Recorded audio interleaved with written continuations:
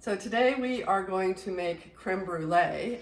It's my youngest son's birthday and he's requested a chai spiced creme brulee for his birthday instead of cake, which is really interesting. We never should have taken him traveling. So you need to know about creme brulee that you need about 5 hours. You need 4 hours in the fridge and you need some time before the fridge and after the fridge. So give yourself about 5 hours. This is not something that you can do super quickly, but it is really easy. Okay? Trust me on this. And you don't need to make it chai. You can do a plain one as well, which is vanilla usually. I shouldn't have quoted that because it actually has vanilla in it. Anyway, so stop laughing. The very first step, nice snort, Rob. Thank you. The very first step is we're going to take some heavy cream, whipping cream. This happens to be 3 cups, and we're going to heat it up with the spices that I use when I make chai. So we have fennel seed, 1 clove, some fresh ginger, black pepper, and lightly crushed cardamom pods. Green cardamom. Yes, the black is smoky. Too smoky. And a cinnamon stick, a small one. So what we're going to do is we're going to heat that up together. So we're going to start to put the cream into the pot. And you want your temperature to be low to medium here. And you're not going to walk away at this point. There are other parts in this process where you can walk away. This is not one. And the reason is you want to get your cream hot, but you do not want it to boil. So all the spices in. Let's turn it on. There we go. Watch your hair. It's our trick. My hair never lights. Not in this, I've never lit my hair on fire is what I'm saying. Okay, so that's sort of medium. And we're going to allow it to do its thing, and I'm going to talk to you about the other ingredients while it's heating up, okay? So we have 6 egg yolks there. Now, I separated them before we got on camera just for ease and quickness and everything. There are loads of YouTube videos on crazy and fun ways to separate your eggs.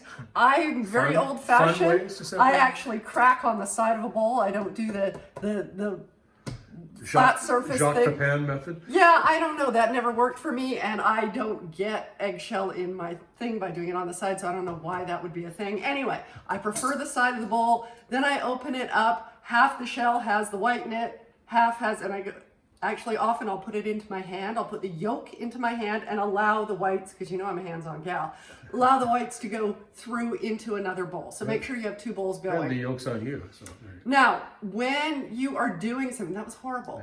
When you are doing something that requires you whip the egg whites, it's really, really important that you don't get egg yolk into the white. You don't want to break the yolk and get it in the whites if you need to whip the egg whites. even a speck, right? Even a speck. However, when you're doing the reverse, when you're making something with the yolks only, if you get a little bit of white in the yolk, no problem. It's a non-issue. So please don't stress out about that. I did not break any yolks. I put the whites into a tub in the fridge and they'll probably end up in the freezer. Sometimes I put them in a Ziploc bag. You can put them in ice cube trays, whatever. Make sure you label them because it's really hard to figure out what the heck those are in 6 months to a year. Crappy gin and tonic when you put them really crappy gin and tonic. So do label them and put your egg whites in the fridge. You can use them either, like I said, for whipping up if you're making something like a meringue. There are plenty of cakes and meringues that use egg whites. But you can also use them for cocktails to make them frothy. You can use them for some people who are doing this sort of high protein, low fat type diets. Eat scrambled egg whites or mix 1 egg in with say 2 egg whites so that they have less fat in their scrambled eggs. So there are all sorts of things you can do with them. Don't throw them out is what I'm telling you to do. Okay, so egg yolks there.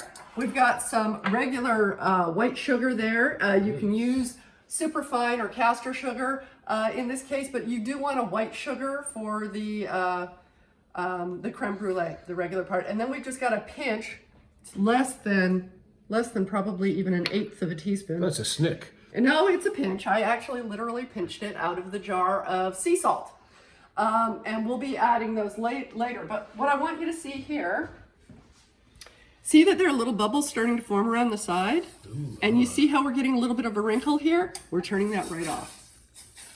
Do not go above that point. You can see some steam, or maybe you can't on the camera. But that's exactly where we want to be. And I'm gonna let this steep as if it were tea. Now, the other thing I did want to say is you can absolutely make this with tea. I'm using just the chai masala spices here. But if it actually were chai, there would also be either a black tea bag or like a tablespoon of loose black tea in here. And I have done it that way. We don't have any decaf tea right now. We're making this for a dinner, and some of us as we get older are getting a little more sensitive to caffeine before bedtime. So I've decided that I'm flavoring it with all the spices of chai, but I am not actually adding the tea. If you do add the tea, it's a lovely flavor and it all gets strained out anyway. But just so you know, yours will be a lot darker, obviously, because the tea will contribute color to this as well.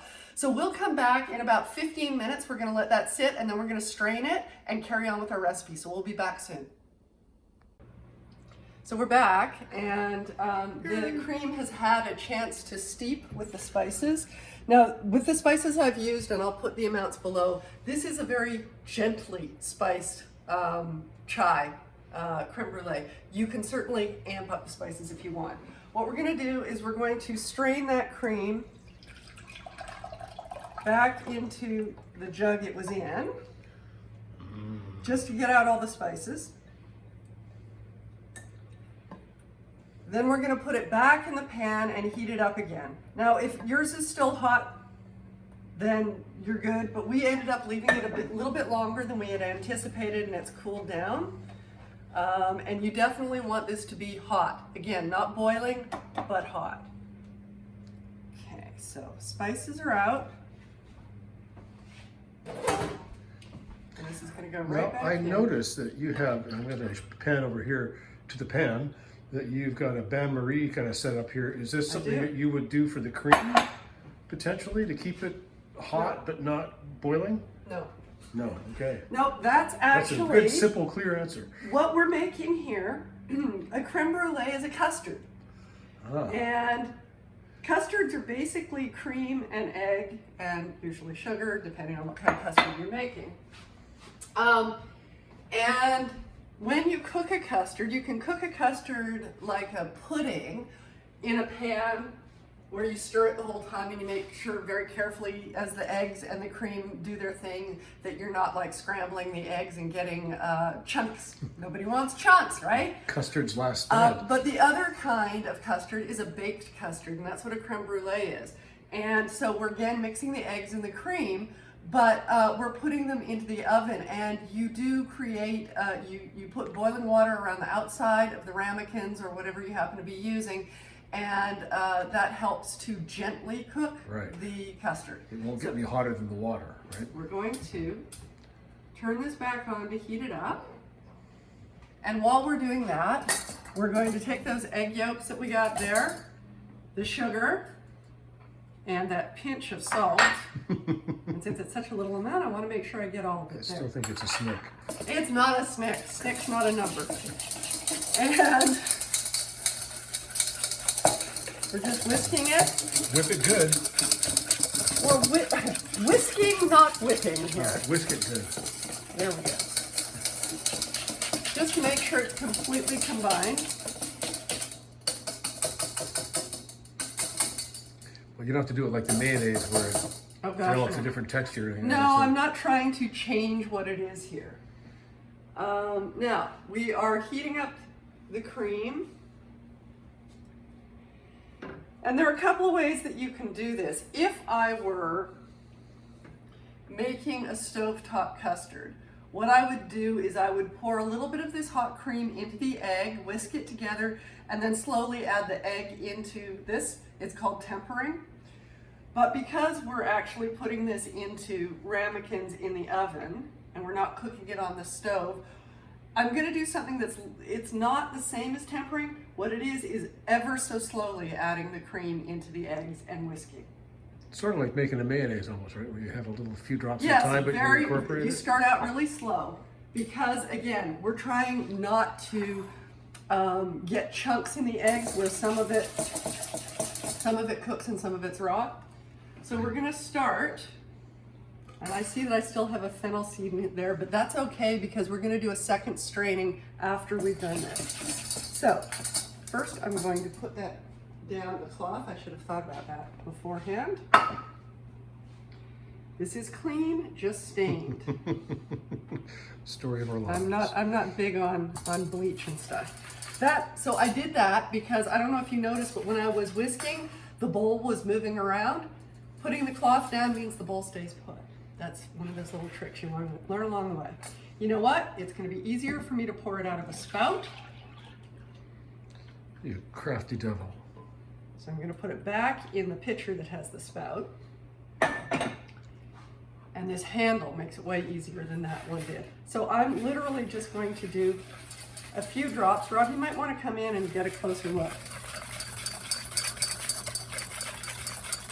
It's time for a closer look.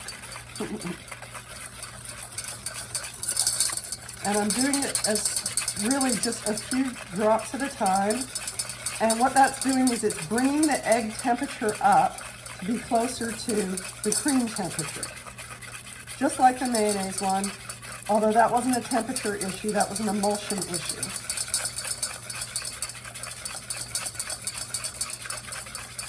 And as you can see, I'm adding more each time and keeping stirring. And now I feel like You're tired. I feel like it's more, so I can just pour. Go girl.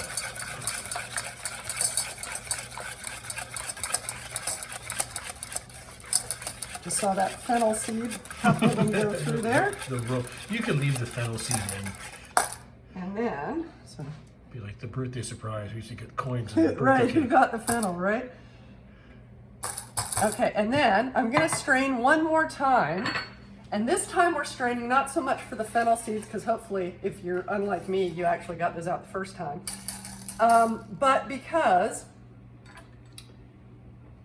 if there's any chance that there's a little bit of cooked egg in there, we don't want that going into our creme brulee. So, nope, that's not what I want. It was the strainer that I wanted. So you're gonna put that back over and just pour our new custard through the sieve again. And I don't know if you can see that, but there are teeny, come on in, Rob, teeny little bits of yellow there, and that I think is cooked egg. So Missed a spot. we did a good thing. You did. I did. Okay. So that'll give a nice even texture, yeah? Right, so that'll be perfectly smooth and no fennel seeds either. So, get that out of the way.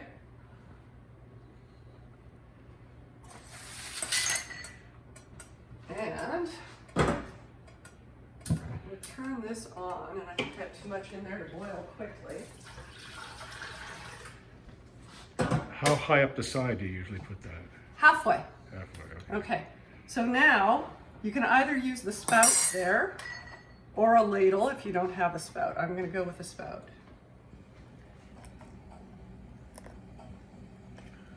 Very nice. Now these happen to be, I believe these are 3/4 cup. They're not ramekins, little pots. Our ramekins were all in use doing other things. Quite charming, actually. These are the names. And then these little ones, as you can see, I knew that I was gonna have more than would fit in those big ones. And I think these ones are more just like a 1/4 cup or 1/3 of a cup. Diet size cream Yes. things. So you don't want to go right to the surface, to the very top of whatever. Because that's where your crunchy bits can That's go on right. top. That's where we're going to be sprinkling the sugar on and browning it.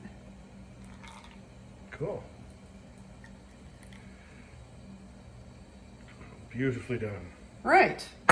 So the next step, I really should have had the water boiling, and I didn't. Bad me. So we're going to pour. You know what? We'll come back in about 5 minutes. See you then. So the water's boiled. The oven has preheated. I preheated it to 325 Fahrenheit, which I believe is 163 Celsius. Obviously, our custard is in its pots.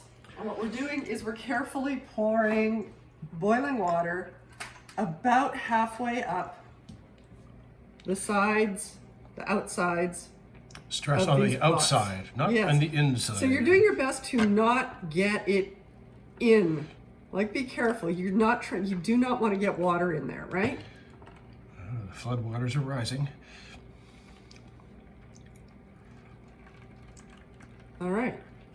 And I think that will probably do us just fine. Oh, it's lovely. Now, I'm going to put it in the oven on the middle shelf for about 25 minutes.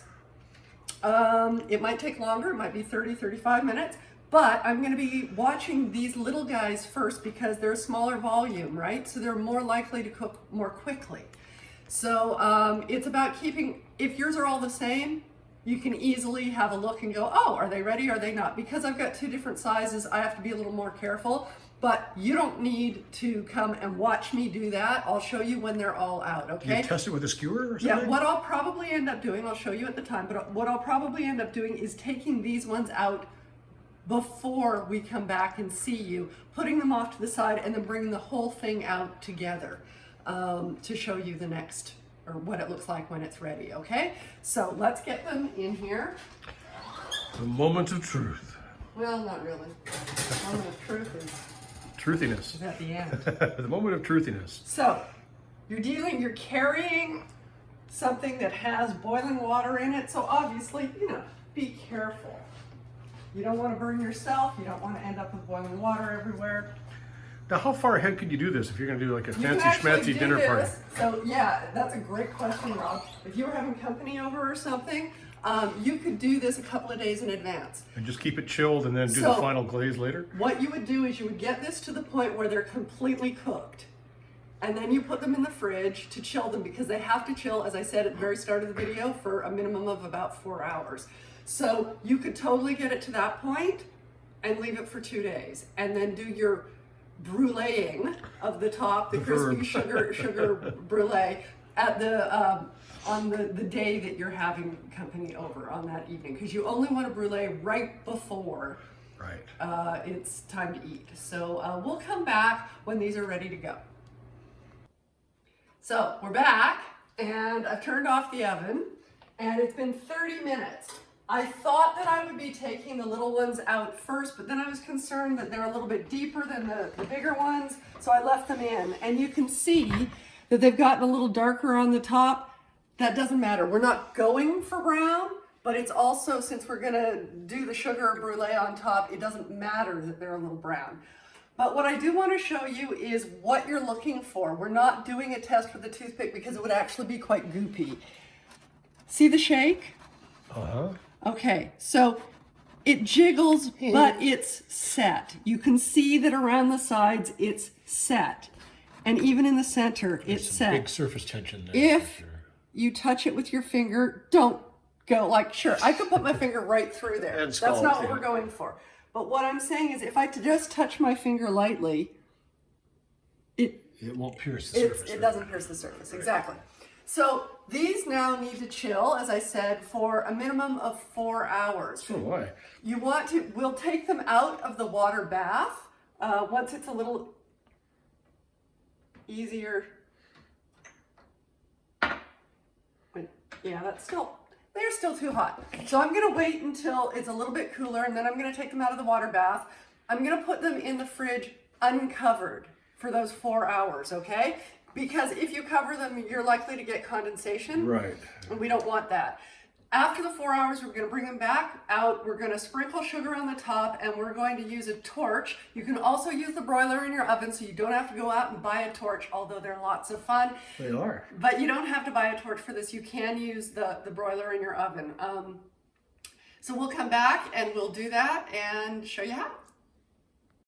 So the creme brulee has had a chance to set in the fridge 4 hours, like I said. It can be longer as well, so if it's the next day or the day after, that's also okay. So what we're gonna do is we're sprinkle some sugar on the top. I'm gonna go for about a tablespoon for this size ramekin. Maybe a tablespoon and a half, because you wanna get a decent sized crust on there, otherwise, what's the point, right? Oh, it's got to be crispy. Oh, nice one, Ron. Okay, so that's a tablespoon. I'm just gonna do a smidge more, maybe tablespoon and a quarter, something like that. Now, we're gonna use the handy dandy torch because it's so much fun. But if you don't have one, that's totally okay. As I said before, you can use the broiler in your oven. The broiler is the top burner bit. So what you do is you turn on broil, you put your rack up to the highest level, you put all of the creme brulees with the sugar up as close as you can to the broiler and watch them like a hawk, because what you're going for is brown and the sugar turning to liquid, but you are not going for black. A little bit of black is okay, but generally speaking, you're not going for black. And you might have to rotate them through if they're getting darker on one side, because most ovens are uneven, okay? So we're going to turn this on. Now, that's too high. Let's try it like that, see if that's high enough. Careful with my phone there, dude. I think it's you that has to be careful. Oh, that's lovely. I'm just turning it so we don't get any burning, right? It smells glorious, like caramel.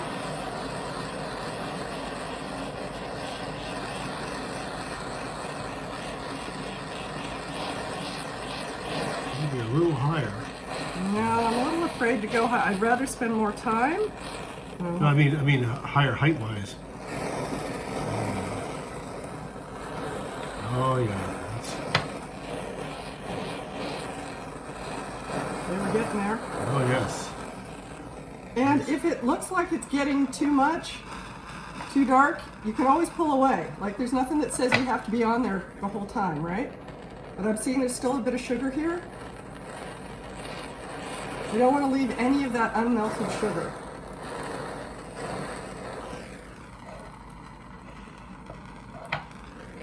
Come on, you. There you go. You have bruleed. Oh, nice. Very nice. I'm a bit of a perfectionist. Okay, so at this point, we're not putting it back in the fridge. At this point, this is where you would wait 5 minutes to make sure that the sugar solidifies into that lovely crackly crust, but leave it out. If you put it in the fridge, it's gonna absorb moisture and smells and things. You just don't wanna do this. This you should be doing right before serving. So, you know, if you have company over, maybe you finish dinner and you excuse yourself to go and do this and then bring them out as, you know, you are the hero. Big dramatic moment, yeah. Yes, with beautiful small spoons to scoop in there, and everybody gets to crack the crust and get to that cold, creamy interior of the custard. So there you go, creme brulee. Not hard to do. You don't have to make it chai flavored. Like I said, this is actually a really delicate chai. It's not strongly flavored, but it was lovely. We tried one. But you can definitely make it stronger. You could put the tea in, or the traditional is just vanilla, either vanilla bean or vanilla extract. And I'll put all the notes down below so that you too can make creme brulee.